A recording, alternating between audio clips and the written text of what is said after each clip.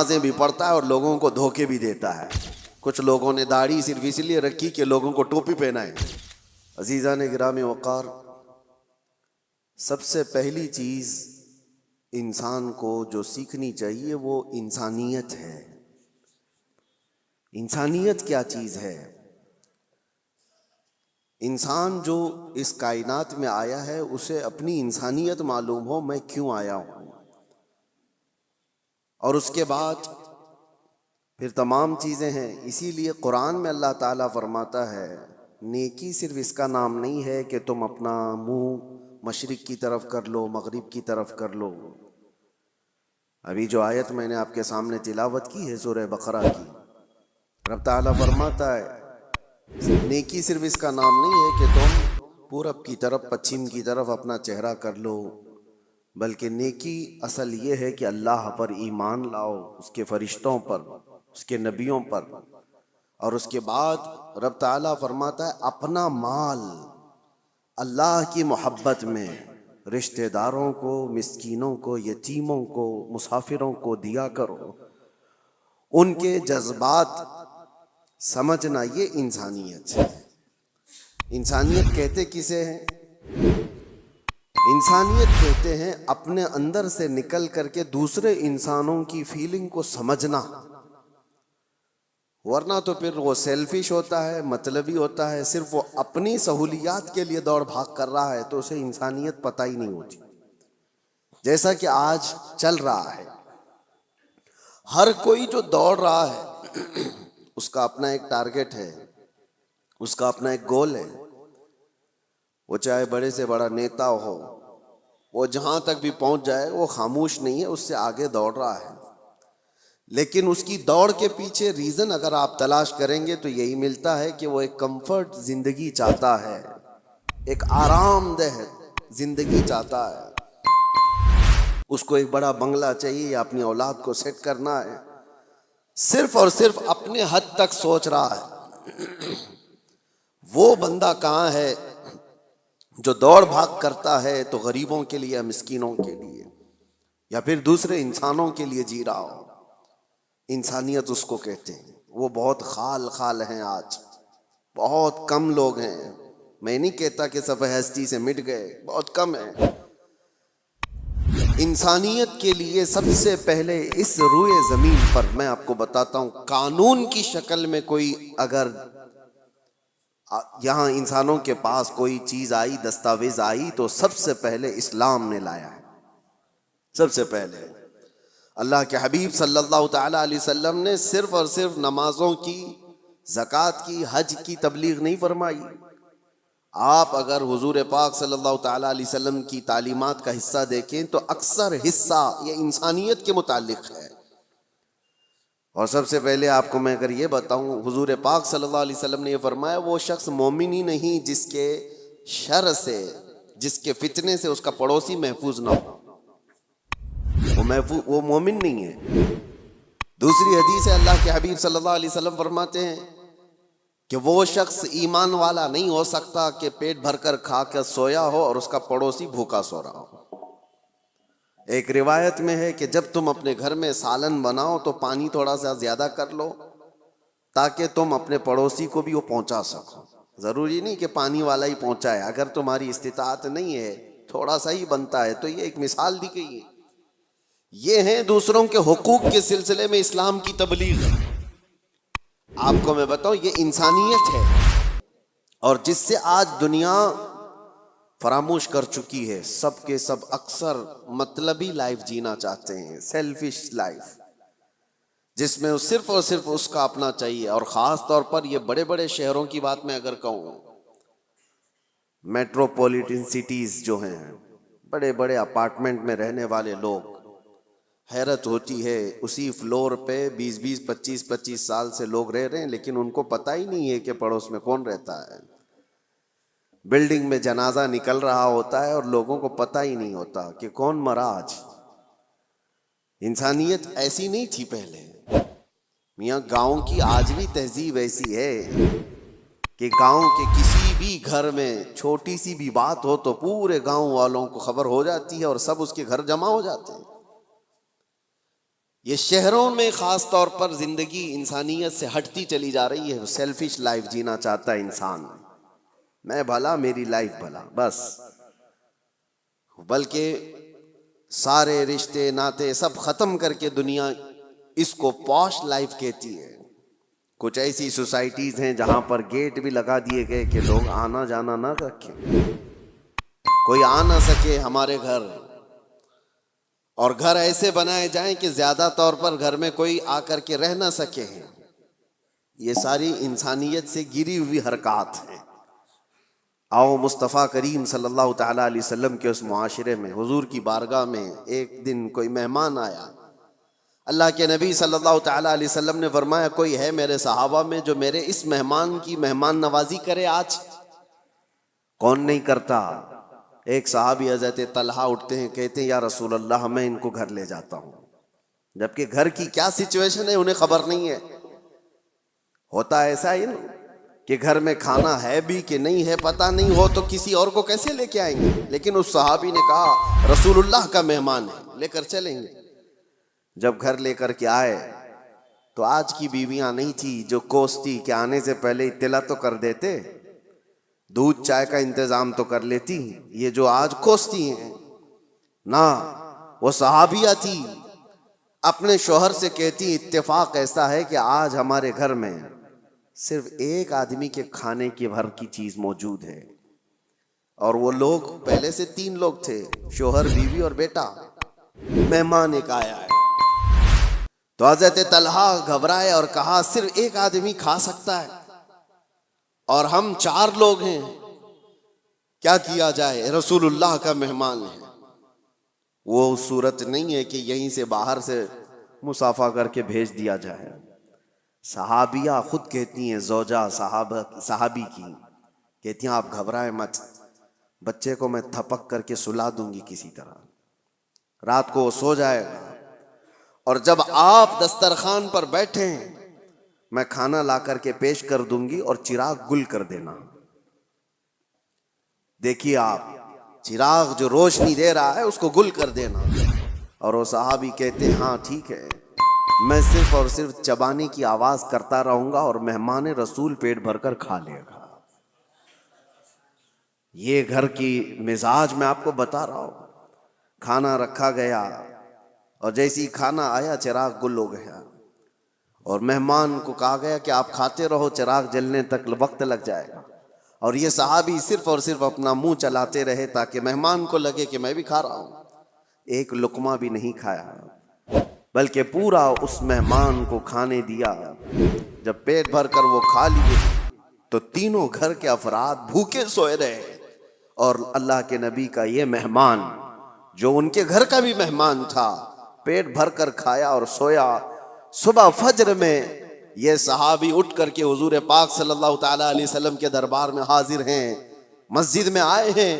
اس سے پہلے کہ وہ آتے میرے آقا مسکرا کر استقبال کے لیے کھڑے ہیں اور فرماتے ہیں طلحہ تم نے کیا مہمان نوازی کی کہ اللہ تعالیٰ سلام بھیج رہا ہے. کیا مہمان نوازی کی کہ فرشتے اس پر رشک کرتے ہیں.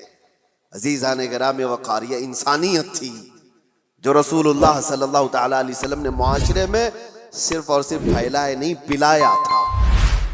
پلایا تھا. جنگ موتا کا وہ واقعہ اکثر بیان بھی ہوتا ہے کہ ایک جنگ ایسی بھی آئی کہ جس میں ایک صحابی وہ کہتے ہیں میں زخمیوں کو پانی پلاتا تھا, جو زخم کھا کر کے گر جائے اس کو میں اپنے مشکیزے سے پانی پلاتا. ایک جگہ پر ایک صحابی زخم کھا کر گر گئے اور ان کا آخری وقت لگ رہا تھا. میں پانی لے کر ان کے پاس گیا, وہ العطش العطش کہہ رہے تھے, پیاس پیاس. مگر جب قریب پہنچا تو کسی اور زخمی کی آواز آئی. تو اس صحابی نے کہا میرے اس بھائی کو پہلے پلا دو, تمہارے پاس پانی تھوڑا سا ہے اس کو پلا دو. یہ صحابی کہتے ہیں میں دوسرے کے پاس گیا تو ایک تیسرے کی آواز آئی, دوسرے نے بھی کہا کہ جاؤ مجھ سے پہلے اس کو پلا دو. تیسرے کے پاس گیا تو وہاں جاتے وقت یہ صحابی کہتے ہیں ان کا انتقال ہو گیا, وہ پی نہ پائے. میں پلٹ کر کے آیا کہ ان دونوں کو پلا دوں تو واپس آ کر دیکھا تو ان دونوں کی بھی جان جا چکی تھی. ایک دوسرے کے لیے انہوں نے پانی تک نہیں پیا. یہ معاشرہ تھا اسلام کا. اور رسول اللہ صلی اللہ تعالی علیہ وسلم نے جو انسانیت کے اعلیٰ اقدار اپنے صحابہ میں پیدا کیے تھے. میرے عزیزوں، بیان کرنا یہ آسان ہے، اس کو پریکٹیکل اپنی لائف میں لے کے آنے کی کوشش کریں، اپنی زندگیوں میں اس کو لے کر کے آئیں.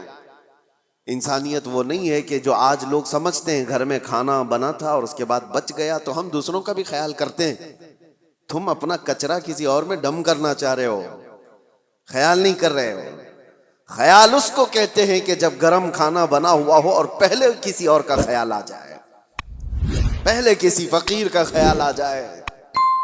بچ جانے کے بعد بہت سارے ایسے، ہم پہلے جب دارالعلوم میں ہوا کرتے، مدرسہ ہم بھی چلاتے تھے، اکثر لوگ شادی میں ولیمے میں دن بھر مصروف اور رات کو کھانا بچا ہے تو کہتے ہیں مدرسے کے بچوں کو کھلا دیں گے.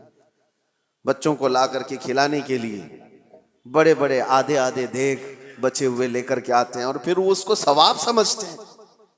ہم نے ان سے کہا تھا یہ مہمانان رسول ہیں جو طلبہ ہیں،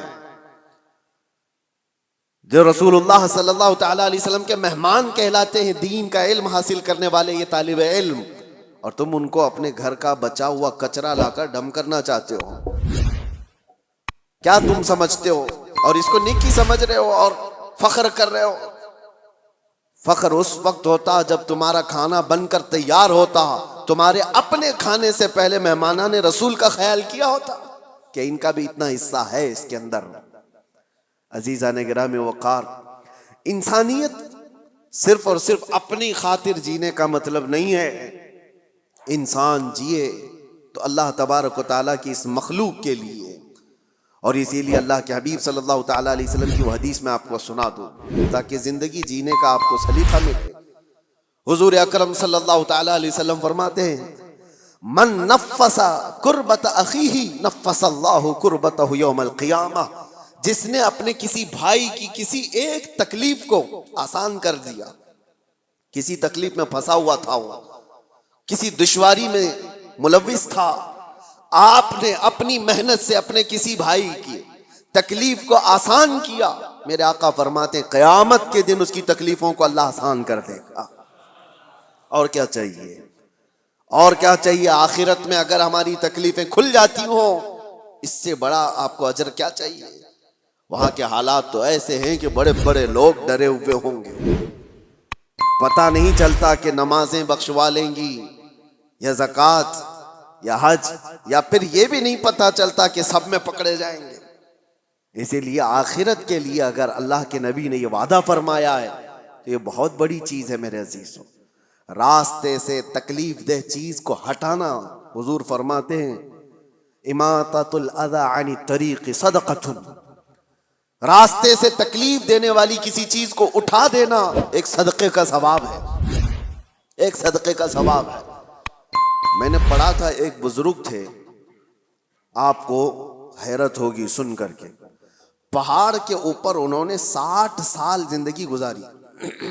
60 سال کس کام کے لیے جانتے ہیں آپ سوچتے ہوں گے گوشہ نشین اکثر جو بڑے بزرگان دین کا سنتے ہیں ہم کہ وہ عبادت کے لیے مخلوق سے دور چلے جاتے. نہیں، اس بزرگ کی حیرت کی بات ہے، وہ 60 سال تک پہاڑ کے اوپر ایک راستے پر زندگی گزارتے رہے. کس لیے؟ ان سے کسی نے پوچھا تھا پہاڑوں پر جو راستہ ہو کر گزرتا ہے، گھوڑے دوڑتے ہوئے آتے تھے، تو اکثر آپ نے دیکھا ہوگا آج بھی جو پہاڑوں کے راستے ہوتے ہیں، گھاٹی کے راستے جن کو کہتے ہیں، بہت اس کے اندر ٹرن ہوتے ہیں، وہ سیدھے راستے ہوتے نہیں ہیں، بہت زیادہ اس کے اندر پیچ ہوتے ہیں. وہ بزرگ ایک ایسی جگہ پر اپنی جھوپڑی لگائے ہوئے تھے جس کے پیچھے پوری کھائی تھی اور سامنے سے راستہ تھا، اور وہ ایک ڈینجر جگہ تھی. وہ کہتے ہیں کہ وہ صرف انہوں نے 60 سال وہاں پر اس لیے گزارے کہ آنے والا جو بھی مسافر آتا اس کو سامنے کی کھائی دکھتی نہیں، اور کئی مرتبہ گھوڑے چھلانگ لگا کر ادھر چلے جاتے تھے، وہ کھائی کی طرف چلے جاتے تھے. اس کھائی کے پاس جیسے آج ڈیوائیڈر ہوتا ہے، آج تو بہت کچھ سیفٹی کے لیے چیزیں بنا دی گئی ہیں، یا کھمبا رکھ دیا گیا ہے نشانی کے طور پر کہ یہاں سے ٹرن ہے۔ اس وقت اس بزرگ نے 60 سال صرف اس لیے گزارے کہ آنے والے مسافروں کو ہم راستہ ٹرن کر دیں، اشارے سے وہ بتا دیتے کہ یہاں پر راستہ ختم ہے، تم یہاں سے موڑ لو۔ صرف اس کام کے لیے انہوں نے 60 سال گزارے۔ حیرت ہوتی ہے، کچھ وہ لوگ ہیں جنہوں نے اپنی زندگیاں اللہ تبارک و تعالیٰ کی اس مخلوق کے لیے وقف کی، صرف اپنے لیے نہیں جی، اور انسانیت اسی کا نام۔ اور ایک حدیث پاک مسلم شریف کی میں آپ کو سنا دوں، بلکہ یہ صحیح حدیث کئی صحاح میں موجود ہے، بخاری مسلم۔ اللہ کے نبی صلی اللہ تعالی علیہ وسلم ارشاد فرماتے ہیں، المسلم من سلم المسلمون من لسانہ ویدہ، مسلمان تو وہ ہے جس کی زبان سے اور جس کے ہاتھ سے دوسرے لوگ محفوظ رہیں۔ وہی مسلمان ہے جس کی زبان سے اور جس کے ہاتھ سے دوسرے مسلمان محفوظ رہیں، اور جو دوسروں کی ٹانگ کھینچنے میں اپنی زندگی گزار دیتا ہو تو اسے اپنے آپ کا احتساب کرنا چاہیے، وہ مسلمان ہے یا نہیں۔ لوگوں نے آج کیا سمجھ لیا ہے دین کو؟ دین کا مطلب داڑھی رکھ لینا اور ٹوپی پہننا اور جبہ پہننا، مسجدوں میں نظر آنا۔ میں آپ کو بتاتا ہوں، دین کے اگر 2 حصے کیے جائیں نا، عبادات اور معاملات۔ عبادات نماز ہے، روزہ ہے، حج ہے، زکوٰۃ ہے، تسبیح و تحلیل، خیرات، یہ ساری چیزیں عبادات میں آ گئی۔ عبادات کا کتنا % دین میں ہے؟ اور معاملات میں کیا کیا آ گیا؟ معاملات میں سارے حقوق، ماں باپ کے حقوق، بھائیوں کے حقوق، بہنوں کے حقوق، اولاد کے رائٹس، پڑوسیوں کے رائٹس، استاد شاگرد کے، مالک آقا کے، غلام آقا کے، یہ سارے حقوق، بیوی کے حقوق، شوہر کے حقوق، طلاق، عدت، نکاح، خرید و فروخت، بازاروں کے حقوق، یہ سب چیزیں معاملات میں آ گئے۔ ایک حصہ ہے دین کا عبادات اور ایک حصہ ہے معاملات۔ معاملات اور عبادات دین میں کتنے % ہیں آپ کو پتا ہے؟ عبادات کل ملا کر کے 25% ہے اور معاملات 75% دین میں۔ معاملات 75% ہے اور عبادات 25% ہے۔ اور آج لوگ کیا سمجھتے ہیں؟ جو عبادات میں بہت نظر آتا ہے، ارے وہ دیندار آدمی ہے، نمازوں میں، اس کی داڑھی میں، اس کی ٹوپی میں نظر آتا ہے تو وہ دیندار ہے۔ میاں وہ تو صرف 25% کا دیندار ہے۔ اصل دیندار وہ ہے جو معاملات میں اچھا ہے، معاملات میں پکا ہے۔ یہاں نمازیں بھی پڑھتا ہے اور لوگوں کو دھوکے بھی دیتا ہے۔ کچھ لوگوں نے داڑھی صرف اس لیے رکھی کہ لوگوں کو ٹوپی پہنائے، لوگوں کو دھوکہ دے۔ یہ انسانیت نہیں ہے میرے عزیزوں، وہ غدار ہے۔ اور لوگ جو یہ سمجھتے ہیں کہ لوگ داڑھی والے دھوکہ دیتے ہیں، ایسا نہیں ہے۔ داڑھی والے نہیں دھوکہ دیتے، دھوکہ دینے والا داڑھی رکھ لیتا ہے۔ داڑھی والے چور نہیں ہوتے، بلکہ چور داڑھی رکھ لیتا ہے تاکہ وہ اپنی چوری کو آسانی سے نبھا سکے۔ اس بات کو، فرق کو آپ سمجھا کریں۔ اور جس نے اس چیز کو استعمال کیا وہ دنیا میں بھی خائب و خاسر ہے، آخرت میں بھی بہت ذلیل و رسوا ہوگا۔ معاملات میں آپ پکے ہو جائیں، جس کے ساتھ جو بات ہوئی ہے اس کو مکمل رکھیں، باتوں میں ہیرا پھیری نہ ہو۔ جھوٹ بولنا اور دھوکہ دینا، آج جیسے کہ لوگ معاملات میں شک کرنے لگ گئے کہ مسلمانوں کے ساتھ ڈیل کرنا مشکل ہے، کہ پتہ نہیں ہے کب بھاگ جائے، کب دھوکہ دیتے۔ نہیں میرے عزیزوں، اللہ کے نبی صلی اللہ تعالی علیہ وسلم نے وہ معاشرہ بنایا تھا جہاں لوگ فخر کرتے تھے مسلمانوں کے ساتھ تجارت کرنے میں، اس لیے کہ دھوکہ اسلام میں جائز نہیں۔ اور ایک بات میں آپ کو بتا دوں، لوگوں نے یہ محسوس کر لیا ہے کہ صرف مسلمان کو دھوکہ نہیں دینا چاہیے، غیر مسلم کو دے سکتے ہیں۔ اسلام کسی بھی انسان کو دھوکہ دینے کی اجازت نہیں دیتا، چاہے وہ ہندو ہو، کرسچن ہو، یہودی ہو، کسی بھی۔ غش جس کو کہتے ہیں، دھوکہ اسلام میں جائز ہی نہیں۔ کسی صاحب نے ہم سے کہا تھا کہ بغیر ٹکٹ کے میں سفر کر لیتا ہوں۔ کہا کیوں؟ کہا وہ ہماری تھوڑی نہ ہے۔ وہ تو ان کی ہے, حکومت اس کی ہے, اور وہ تو لوٹ کے کھا ہی رہے. میرے عزیزو, چور اگر چوری کر رہا ہے تو تو برابر کی چوری کرے گا؟ کسی کی بھی ہو, یہ جائز نہیں ہے. اسلام میں غش اور دھوکہ کسی طرح سے جائز نہیں. کئی ایسے مسائل ہمارے پاس آتے ہیں, جاب کرنے والے بچے ہیں, نوکریاں کرتے ہیں کمپنیوں میں, ان کے مالک نان مسلم ہیں.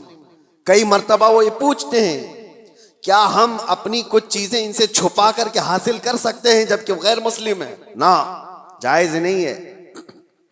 بلکہ وہاں تمہارے لیے اور بڑی ذمہ داری ہو جاتی ہے, اور بڑی ذمہ داری ہو جاتی ہے. صرف تمہارے اس کے ساتھ معاملات ہی نہیں ہیں, بلکہ اس وقت تم اسلام کے ریپریزنٹیٹیو ہو, وہ تمہارے ذریعے سے اسلام کو دیکھ رہا ہے. انگلینڈ میں ایک مسئلہ ایسا پیش آیا تھا. بس کا ایک کنڈکٹر ٹکٹ دیتے دیتے اٹھنی, جس کو وہاں پر پینی کہا جائے, ہاف پاؤنڈ, ہمارے یہاں کی اٹھنی جس طرح سے ہو, 1 روپے کے 2 حصے, ہاف پاؤنڈ ایک بندے کو زیادہ دے دیا اس نے ٹکٹ میں, ٹکٹ کے بچت میں واپس. اور اس کے بعد ہو سکتا ہے غلطی سے اس طرح پیسے آ جاتے ہیں. وہ مسلمان تھا, اس نے رکھ لیا, اور اس کو پتا بھی ہے کہ میرے پاس ہاف پاؤنڈ زیادہ آیا ہے. وہ رکھ لیا. سفر تقریباً 1 گھنٹے کا تھا. کئی مرتبہ وہ بندہ سوچتا بھی رہا کہ ہاف پاؤنڈ واپس کر دوں. پھر اس نے دل میں یہ سوچا, ہاف پاؤنڈ سے اس کا ہونے والا کیا ہے؟ یہ تو اچھی سیلری والا ہے, ہاف پاؤنڈ سے اس کا کیا بھلا ہونے والا ہے؟ میرے پاس رہ گیا تو کون سی بڑی بات, رکھا رہا. لیکن میرے عزیزو, ایک بات میں آپ کو یہ بھی بتا دوں, بزرگوں نے فرمایا جس کو حلال کھانے کی عادت ہو, اگر غلطی سے کہیں حرام لقمہ اس کے پاس آ جاتا ہے تو غیب سے اللہ تعالیٰ اس کی حفاظت کا انتظام کرتا ہے. ہاں, یہ بات یاد رکھنا. آپ حلال کھانے کے عادی ہیں, کبھی حرام لقمہ آپ کے پاس آ گیا تو آپ کے ہاتھوں میں کپ کپی آ جائے یا آپ کے منہ میں متلی آنے لگ جائے, اللہ حفاظت فرماتا ہے, کوئی ذریعہ پیدا کرتا ہے. وہ بندہ ہے 1 گھنٹے کے سفر میں کشمکش میں تھا. اخیر میں اترنے سے پہلے اس نے سوچ لیا, ہاف پاؤنڈ سے اس کا کچھ نہیں ہوتا تو میرا کون سا ہوتا ہے, میں کیوں رکھوں, میرے لیے کہاں حلال ہے. لے جا کر کے اس کنڈکٹر سے اس نے کہا کہ یہ آپ نے مجھے ٹکٹ سے واپس دینے کے وقت زیادہ دیا تھا, یا آپ کے پیسے لے لیجیے. اس نے رکھ لیا. کنڈکٹر نے کہا غلطی سے نہیں دیا تھا, جان بوجھ کے دیا تھا, غلطی سے نہیں دیا تھا. میں جانتا ہوں تو مسلمان ہے, اور میں پچھلے کئی سالوں سے اسلام کو پڑھ رہا ہوں, اس کی امانتوں کو پڑھ رہا ہوں, اور آج میں دیکھنا چاہتا تھا کیا اسلام کا وہ اثر آج بھی باقی ہے. تو نے واپس کر کے اپنے اسلام کا وہ اثر مجھے دکھا دیا. میرے عزیزو, آپ صرف یہ نہ سمجھیں کہ معاملات میں صرف آپ ہیں اور سامنے والا ہے. آپ اسلام کے ترجمان ہیں اس وقت, اسلام کے ایمبیسیڈر ہیں آپ اس وقت, اسلام کے ریپریزنٹیٹیو ہیں, میرے آقا کے اخلاق کے علمبردار ہیں. دنیا آپ کو دیکھ کر کے اسلام سیکھنا چاہتی ہے, آپ کو دیکھ کر کے اسلام کو سمجھنا چاہتی ہے. کتابوں سے پڑھا ہوگا, عمل سے سمجھ جاتے ہیں. اس لیے اپنے معاملات کو صحیح کرو.